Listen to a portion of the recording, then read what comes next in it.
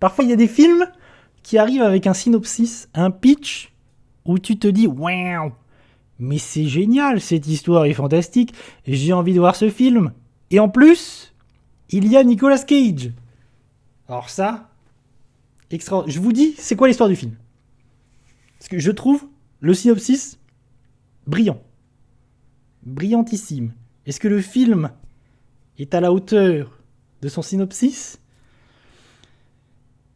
Je ne sais pas.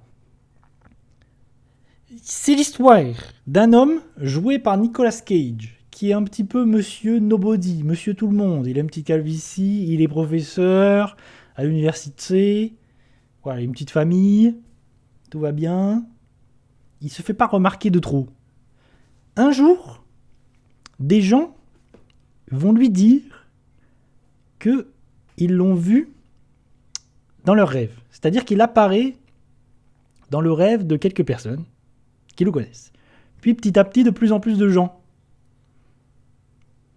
De plus en plus de gens vont dire qu'ils l'ont vu dans leur rêve. Jusqu'à ce que vraiment ça prenne de l'ampleur, et c'est des centaines, des milliers de personnes. Toutes ces personnes, sans le connaître, vont dire « Il est dans mon rêve, il apparaît dans mes rêves ». Du coup, ça devient la personne presque littéralement la plus connue au monde. Parce que tout le monde le voit en rêve, et il apparaît dans les rêves des gens comme une sorte d'observateur. C'est-à-dire qu'il est là, il ne fait rien, juste il est là et il regarde, il observe. Et les gens, du coup, font des rêves un petit peu... Des rêves qu'on a tous fait, il y a quelqu'un, il va perdre ses dents, il est en train de perdre ses dents, et là, dans un coin, il y a Nicolas Cage qui le mate. Et du pourquoi, qu'est-ce qui se passe ? Pourquoi est-ce que lui, spécifiquement, va apparaître dans les rêves des gens ? Qu'est-ce qui se passe ? Pourquoi est-ce que des gens qui ne le connaissent ni Neve ni Nadan... Ce pitch est génial. Cette histoire est absolument phénoménale. Je me suis dit, moi quand j'ai vu, je me suis dit, mais c'est brillant. Alors si je peux mettre une petite bande-annonce, on se met une petite bande-annonce. Paf. C'est parti. Ah non, je vais vous la mettre comme ça plutôt. Comme ça, pas d'embrouille. Si je mets pas le son. Attends. Paf. Et comme ça, on fait ça. Comme ça, vous avez des images. Mais pas trop d'embrouille de mon côté. Zisman, ça me dit rien du tout, Wakuma. Qu'est-ce que c'est ? C'est une production A24. C'est à noter.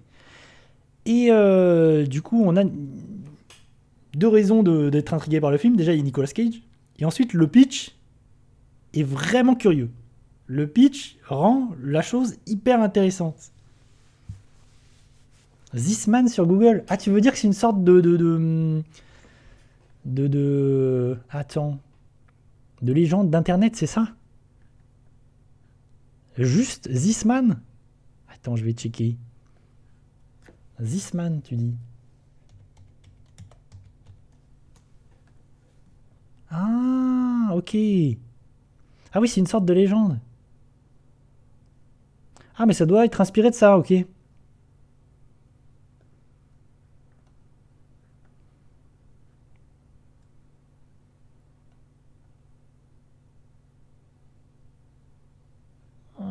Ah oui, mais c'est encore autre chose. C'est-à-dire qu'il le voit, mais personne ne sait qui est cette personne. Oui, c'est ça, Fabien. Et tu sais quoi, je me suis dit la même chose. Je me suis dit, c'est Nicolas Cage. S'il n'avait pas de moumoute, s'il n'avait pas d'implant, voilà, s'il était resté vanilla, c'est hop, c'est Nicolas Cage.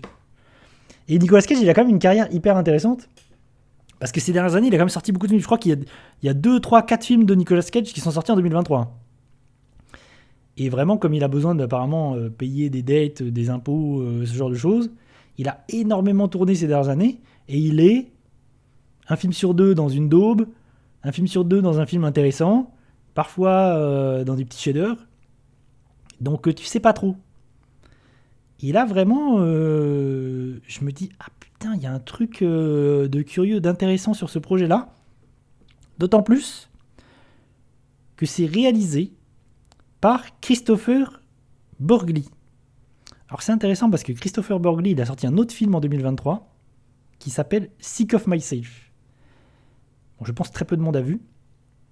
Mais Sick of Myself, j'en reparlerai dans la tier list. C'est un film intéressant. C'est un très cool film. C'est pas extraordinaire, mais c'est très très très cool. Où en fait on suit un couple. Et on suit un jeune homme et une jeune femme. Et le jeune homme va gagner en notoriété, va devenir un peu influent. Et la jeune femme va vouloir à tout prix être reconnue pour quelque chose et prendre le devant de la scène. Et elle va aller jusqu'à prendre des médicaments, qui sont des médicaments interdits, qui viennent de Russie, de je sais pas où. Et ça va finir par avoir un impact sur son physique, et elle va devenir monstrueuse, ça va déformer son visage. Et juste pour qu'on s'intéresse à elle, elle va aller jusque-là. Et ça va dégénérer. Et le film est intéressant. Vraiment, c'est un cool film. Je vous conseille, si vous n'avez pas vu Sick of Myself en 2023, c'est un film intéressant. Oui, c'est ça, Wakuma. C'est ça. Mais en fait, c'est pas qu'elle fait croire, c'est que elle est clairement malade, mais elle prend intentionnellement des médicaments pour se rendre malade. Et ça va dégénérer. Elle va devenir monstrueuse, et ça va partir en couille. Et elle va plus trop contrôler la situation. Et j'ai trouvé ça sympathique. Pas dingue, mais j'ai trouvé ça sympathique. Et Dream Scenario, c'est la même chose. Mais je trouve, encore une fois, on est sur un film où en fait l'idée départ, elle est plus forte que le film en lui-même. Et je trouve qu'il va pas assez loin. Il va pas assez loin dans son concept. Le film est pas assez fou. Je trouve qu'en fait son concept il est dingue, mais le film est pas assez fou. Il est trop, il reste un peu trop plan-plan. Nicolas Cage, il est super. Il y a des super idées, il y a des moments vraiment intéressants parce que, en fait, il apparaît dans les rêves des gens. Et il y a des idées malignes, c'est qu'à un moment donné, il apparaît aussi dans les cauchemars. Et du coup, là où au départ, ça devient une personne populaire, parce que tout le monde le reconnaît, tout le monde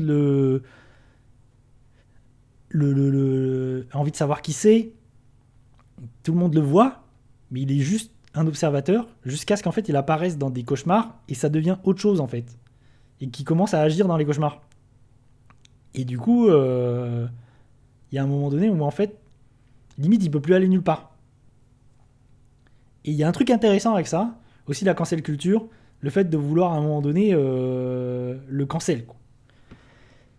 Mais malheureusement, je trouve que le concept est tellement fou, ce concept de rêve, où on a une personne qui apparaît dans les rêves des gens, sans trop savoir pourquoi, que j'aurais aimé que ça aille plus loin. Moi, je suis resté... En fait, le truc, c'est que je suis resté un peu sur ma faim, en me disant, ah, c'est dommage. Il y a un truc de science-fiction aussi à un moment donné, c'est pas poussé. En fait, c'est jamais trop poussé à fond, et malheureusement, je reste un peu trop sur ma faim, même si je trouve que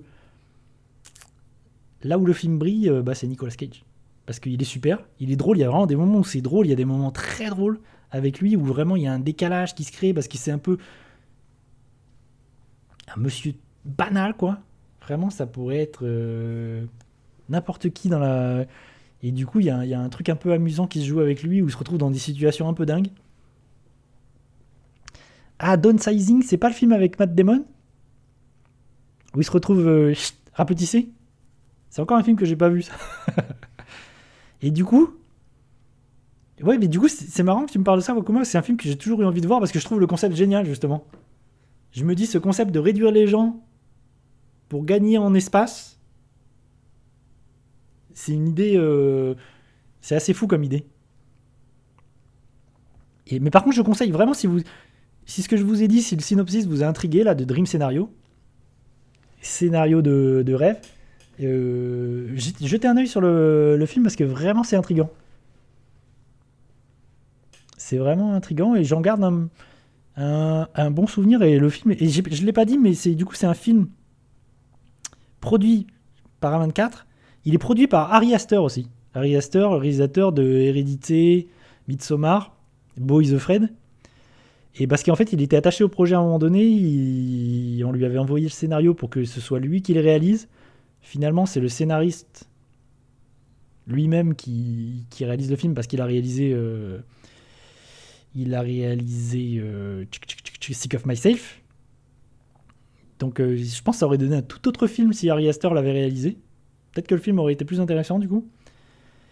Mais c'est à noter. Et dans le film, il y a Michael Cera aussi qui a un petit rôle. Michael Cera, il est dans Barbie récemment et c'est aussi